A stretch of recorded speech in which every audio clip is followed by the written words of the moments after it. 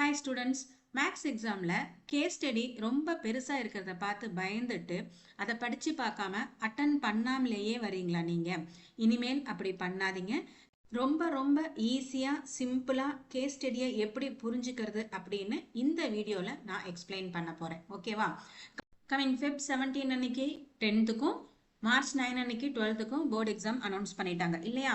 இப்போ இந்த போர்டு எக்ஸாமில் நீங்கள் நான் சொல்கிற ஒரு ரூலை ஃபாலோ பண்ணி கேஸ் ஸ்டடி அப்ளை பண்ணீங்க அப்படின்னா உங்களால் கண்டிப்பாக கேஸ் ஸ்டடியில் ஃபுல் மார்க் எடுக்க முடியும். ஓகேவா? இந்த வீடியோவில் RCCSA அப்படிங்கிற ஒரு ரூல் பற்றி உங்களுக்கு நான் எக்ஸ்பிளைன் பண்ண போகிறேன். இந்த ரூலை யூஸ் பண்ணி நீங்கள் கேஸ் ஸ்டடியை போடும் பொழுது உங்களால் கண்டிப்பாக ஃபுல் மார்க்கையும் எடுக்க முடியும். ஓகேவா? இந்த வீடியோவில் நான் 10th ஸ்டாண்டர்டை பேஸ் பண்ணி உங்களுக்கு எக்ஸ்பிளைன் பண்ண போகிறேன். அதே சேம் கான்செப்ட் தான் உங்களுக்கு 9, 10, 11, 12 எல்லாருக்குமே. ஓகேவா? ஸோ இந்த ரூலை நீங்கள் ஃபாலோ பண்ணும் பொழுது உங்களால் கண்டிப்பாக போர்டு எக்ஸாமில் கேஸ் ஸ்டடியில் ஃபுல் மார்க் எடுக்க முடியும்.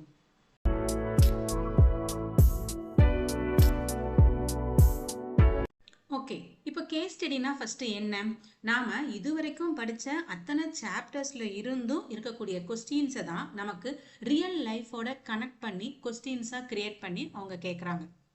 ஸோ ஃபஸ்ட்டு நீங்கள் கேஸ் ஸ்டடியை ஃபுல்லாக படிக்காதீங்க. என்னடா இவங்க எல்லாரும் ஸ்டடியை முதல்ல படிக்க சொல்லுவாங்க, இவங்க படிக்க வேண்டாம்னு சொல்கிறாங்க அப்படின்னு பார்க்குறீங்களா? ஏன் நான் அப்படி சொல்கிறேன் அப்படின்னா, இப்போ கேஸ் ஸ்டடிங்கிறது நமக்கு ஸ்டோரி பேஸ்டில் கொஞ்சம் பெருசாக இருக்கும் இல்லையா? ஃபஸ்ட்டு பார்த்தோம் அப்படின்னா கதை மாதிரி இருக்கும். அதை நம்ம படிச்சுட்டு இருக்கும் பொழுது நமக்கு டைம் வேஸ்ட் ஆகும் ஃபர்ஸ்ட். ஓகேவா? தெளிவாக படிக்காம கன்ஃபியூஸ் ஆகி செம்ம விட்டுட்டு வரதுக்கும் தப்பா போடுறதுக்கும் நிறைய வாய்ப்புகள் இருக்கு. இந்த RCCSA ரூல்ல R அப்படின்னா ரீட் கொஸ்டின்ஸ். இப்போதான் கொஸ்டின் படிக்க வேண்டாம்னு சொன்னீங்க, திரும்பியும் கொஸ்டினை படின்னு சொல்றீங்க அப்படின்னு கேட்குறீங்களா? நான் என்ன சொல்ல வரேன் அப்படின்னா, இப்போ நமக்கு இதுதான் நம்மளோட ஒரு கேஸ் ஸ்டடின்னு எடுத்துக்கலாம். இப்போ இந்த கேஸ் ஸ்டடியில் மேலே இருக்கக்கூடிய அந்த ஃபுல் பேரா இருக்கு இல்லையா, அதை ஃபஸ்ட்டு படிக்காதீங்க.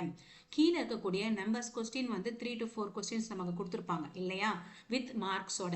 அந்த கொஸ்டினை ஃபஸ்ட்டு படிங்க. நம்மளோட ஃபர்ஸ்ட் கண்டிஷன் ரீட் கொஸ்டின் அப்படிங்கிறது. ஓகேவா? ஓகே, இப்போ செகண்ட் லெட்டர் C அப்படின்னா என்ன அப்படின்னா சாப்டர் ஐடென்டிஃபை. இப்போ இந்த மாதிரி கொஸ்டின்ஸை தனியாக நம்ம ரீட் பண்ணும்பொழுது என்ன ஆகும் அப்படின்னா, ஃபர்ஸ்ட் கொஸ்டினை படிக்கும் பொழுதே நமக்கு அது என்ன சாப்டர் அப்படிங்கிறது ஃபைன் பண்ண முடிஞ்சிடும். நாம சாப்டரை கரெக்டாக ஐடென்டிஃபை பண்ணிட்டோம் அப்படின்னாலே நமக்கு சக்ஸஸ் தான். ஓகேவா? ஸோ சாப்டர் ஐடென்டிஃபை தான் நம்மளோட செகண்ட் கண்டிஷன். ஸோ நாம இப்போ எக்ஸாம்பிளுக்கு எடுத்துக்கக்கூடிய கேஸ் ஸ்டடியோட கொஸ்டின்ஸ் படிக்கலாம். First, what is the angle of elevation from Shreyas eye to the top of the India Gate if she is standing at the distance of 41 metre away from the India Gate. இப்போ உங்களுக்கே தெரிஞ்சிருக்கும் இது என்ன சாப்டர் அப்படின்ட்டு. ஓகேவா? என்ன chapter? Height and distance. That means some applications of trigonometry lesson. So chapter identify அப்படிங்கிறது நமக்கு ரொம்ப ரொம்ப முக்கியம். ஸோ செகண்ட் கண்டிஷன் நமக்கு சாப்டர் ஐடென்டிஃபை. ஓகேவா? நம்மளோட தேர்ட் லெட்டர் C அப்படின்னா கன்வெர்ட் டு மேத். இது எப்படி பண்றது அப்படின்னா, இப்ப நம்ம கொஸ்டின் எடுத்துக்கலாம்.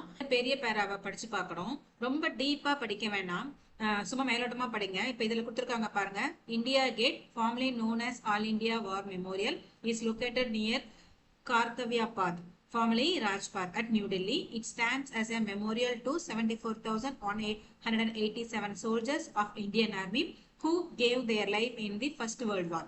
This 42-meter tall structure was designed by Edwin Lutyens in the style of Roman triumphal arches. The student Shreya is height 1 meter visited Gate India as part of her study tour. அப்படின்னு கொடுத்துருக்காங்களா? இப்போ இதுல நமக்கு first இருக்கக்கூடிய points எதுவும் நமக்கு தேவையில்லை. இதுல ரெண்டு கான்செப்ட் மட்டும் தான் நமக்கு தேவை.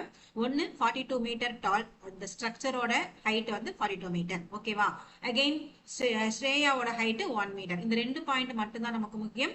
நீங்க படிக்கும் பொழுதே இந்த ரெண்டு பாயிண்டையும் லைட்டா அண்டர்லைன் பண்ணிக்கோங்க, தப்பு கிடையாது. நம்மளோட ஃபர்ஸ்ட் கொஸ்டினை பார்க்குறோம். அதுல ஆங்கிள் ஆஃப் எலிவேஷன் கேட்டிருக்காங்க. நமக்கு ஒரு பாயிண்ட் கொடுத்துருக்காங்க. பில்டிங்குக்கும் ஸ்ரேயாக்கும் டிஸ்டன்ஸ் 41 மீட்டர் அப்படிங்கிறதும் கொடுத்துருக்காங்க. ஓகேவா? நமக்கு ஆல்ரெடி நம்ம ரெண்டு பாயிண்ட் அந்த பெரிய பேரால வெளியே எடுத்துட்டோம். என்ன? ஒன்னு ஹைட் ஆஃப் ஸ்ட்ரக்சர் 42 மீட்டர், ஸ்ரேயாவோட ஹைட் 1 மீட்டர். ஓகேவா? இந்த மாதிரி இந்த பாயிண்ட்ஸ் எல்லாம் கேதர் பண்ணி நம்ம கொண்டுட்டு வரது தான் நமக்கு கன்வெர்ட் டு மேத். ஓகேவா? இதுக்கப்புறம் உங்களால சிம்பிளா ஈஸியா சம் போட முடியும் இல்லையா? பாயிண்ட்ஸ் நமக்கு தெரிஞ்சிருச்சு, நம்ம டப்புன்னு டயக்ராம் போட்டுருவோம், ஆங்கிள் ஆஃப் எலிவேஷன் ஈஸியா குறிச்சிருவோம் இல்லையா? இதுதான் நமக்கு கன்வெர்ட் டு மேத். ஓகேவா? ஸோ நம்மளோட ஃபோர்த் லெட்டர் S. எஸ் அப்படின்னா சால்வ். இந்த ப்ராப்ளமை நம்ம இப்போ சால்வ் பண்ணி ஆன்சர் பண்ணணும். ஓகேவா? ஸோ இப்போ நமக்கு வந்து தெரியும் ஆல்ரெடி இந்த சம் எல்லாருக்கும் உங்களுக்கு தெரிஞ்சிருக்கும். அதனால நான் ஒரு முறை எக்ஸ்பிளைன் பண்றேன். நமக்கு பில்டிங்கோட ஹைட் 42 மீட்டர் கொடுத்துருக்காங்க, ஸ்ரேயாவோட ஹைட் 1 மீட்டர் கொடுத்துருக்காங்க. இப்போ நாம ஸ்ரேயாவோட ஐ லெவல்ல கம்பல்சரியா ஒரு இமேஜினரி லைன் டிரா பண்ணணும் இல்லையா? உங்களுக்கு ஆல்ரெடி யாருக்கும் தெரிஞ்சிருக்கும். ஸோ நமக்கு அந்த பில்டிங்கோட ஹைட் வந்து 42 மீட்டர்ல இருந்து -1 ஆகும்போது 41 மீட்டர் மட்டும் தான் நமக்கு கவுண்ட்ல வரும். ஸோ பில்டிங்கும் 41 மீட்டர், டிஸ்டன்ஸ் ஸ்ரேயாவுக்கும் பில்டிங்க்கும் இருக்கக்கூடிய டிஸ்டன்ஸும் 41 மீட்டர். ஒரு சின்ன டிப் என்ன அப்படின்னா, இந்த மாதிரி டிஸ்டன்ஸும் ஹைட்டும் சேமா இருந்துச்சு அப்படின்னா ஆங்கிள் ஆஃப் எலிவேஷன் கம்பல்சரியா 45 டிகிரி தான். Because tan 45 degree is equal to 1 எல்லாருக்கும் தெரியும் இல்லையா? ஸோ ரெண்டு வேல்யூ சேமா இருந்துச்சு அப்படின்னா நீங்க தீட்டாவோட வேல்யூ 45 டிகிரி அப்படின்னு நம்ம ஃபைண்ட் பண்ணிடலாம். ஓகே, இப்போ நம்ம ரூலோட லாஸ்ட் பாயிண்ட் என்ன அப்படின்னு பார்த்தீங்கன்னா ஆன்சர் கிளியர்லி. நல்லா நோட் பண்ணுங்க, கரெக்ட்லி கிடையாது, கிளியர்லி. இப்போ நம்ம சம்முக்கு நம்ம எப்படி கிளியரா ஆன்சர் பண்ணலாம் அப்படின்னா ஃபர்ஸ்ட் டயக்ராம் நீட்டா டிரா பண்ணி மெஷர்மெண்ட்ஸ் எல்லாம் கரெக்டாக குறிச்சிருங்க. ஓகேவா? அடுத்தது ஹைட் ஆஃப் மானுமெண்ட் எழுதுறோம், ஸ்ரேயாவோட ஹைட் எழுதுறோம், டிஸ்டன்ஸ் எழுதுறோம். இது பாயிண்ட் வந்து நோட் அவுட் பண்ணா போதும், ரொம்ப பெருசா லாங்கா எந்த ஒரு பாயிண்ட்டும் தேவையில்லை. ஓகேவா? இப்போ நம்ம tan தீட்டா எடுக்கணும், opposite by adjacent. So 40 AE by DE இல்லையா? ஸோ 41 by 41 equal to 1 வந்துரும். tanல வந்து 45 டிகிரிக்கு தான் answer 1. So theta equal to 45 degree. ஓகேவா? இந்த அளவுக்கு சொன்னா போதும். இன்கேஸ் உங்களுக்கு வந்து எக்ஸாம்ல டைம் பத்தல அப்படின்னா நீங்க மேல கூட இந்த கிவன் பாயிண்ட்ஸ் கூட ஸ்கிப் பண்ணிடுங்க. ஹைட் ஆஃப் டிஸ்டன்ஸ் அதெல்லாம் நம்ம எழுதணும் இல்லையா? அதை கூட ஸ்கிப் பண்ணிடுங்க, தப்பில்லை. டயக்ராம் நீட்டா போட்டு ஆன்சரை மட்டும் ஃபைண்ட் பண்ணி போட்டீங்கன்னா நமக்கு ஃபுல் மார்க் கொடுத்துருவாங்க. ஓகேவா? இதே மாதிரி மிச்சம் இருக்கக்கூடிய 2 கொஸ்டின்ஸுக்கும் உங்களால ஈஸியா ஆன்சர் பண்ண முடியும் இல்லையா? அதுலயுமே ஒரு கொஸ்டினுக்கு ஆர்ப் ஆப்ஷனுமே நம்ம கையில இருக்கு. நீங்க கொஸ்டினை படிச்சு பாத்தீங்க அப்படின்னா உங்களுக்கே புரிஞ்சிடும், ரொம்ப ரொம்ப சிம்பிளா தான் இருக்கு இந்த கொஸ்டின் அப்படிங்க. இப்போ இந்த RCCSA ரூலை யூஸ் பண்ணி நீங்க போடும் பொழுது ஒரு கேஸ் ஸ்டடியை கண்டிப்பா 8 to 10 மினிட்ஸ்க்கு உள்ளாரையே நம்மளால முடிக்க முடியும்.